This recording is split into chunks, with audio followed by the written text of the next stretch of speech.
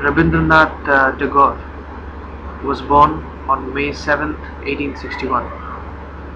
He was a Bengali polymath who reshaped his region's literature and music. Author of the book Gitanjali and its profoundly sensitive, fresh, and the beautiful verse, he became the first non-European to win the Nobel Prize in Literature in 1930. In translation, his poetry was viewed as spiritual and mercurial. His seemingly mesmeric personality, flowing hair, and the otherworldly dress earned him a prophet-like reputation in the West. His elegant prose and magical poetry remain largely unknown outside Bengal.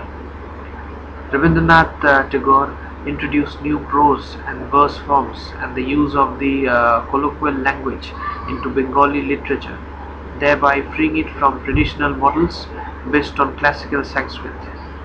He was highly influential in introducing the best of the Indian culture to the West and vice versa, and he is generally regarded as the outstanding creative artist of modern India. A Pirali Brahmin from Kolkata, Rabindranath Tagore wrote poetry as an 8-year-old. At the age of 16, he released his first substantial poems under the pseudonym Bhanu Simha, which meant Sun Lion, which were seized upon by the literary authorities as long-lost classics. He graduated to his first short stories and dramas at the aegis of his birth name by 1877. As a humanist, universalist, internationalist, and strident anti-nationalist, he denounced the Raj and advocated independence from Britain. As an exponent of the Bengal Renaissance, he advanced a vast canon that comprised paintings, sketches, and doodles, hundreds of texts, and some 2,000 songs. His legacy endures also in the institution he founded, that is Vishwa Bharati University.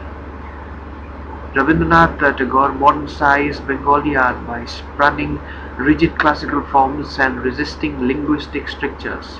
His novels, stories, songs, dance dramas, and essays spoke to topics political and personal. Gitanjali, that is song offerings, Gora, that is fair-faced, Ghore Baire, that is the home and the world, are his best-known works, and his verse, short stories, and novels were acclaimed or panned for their lyricism, colloquialism, naturalism, and unnatural contemplation. His compositions were chosen by two nations as national anthems, India's Jana Gana Man and Bangladesh's Amar Sonar Bangla.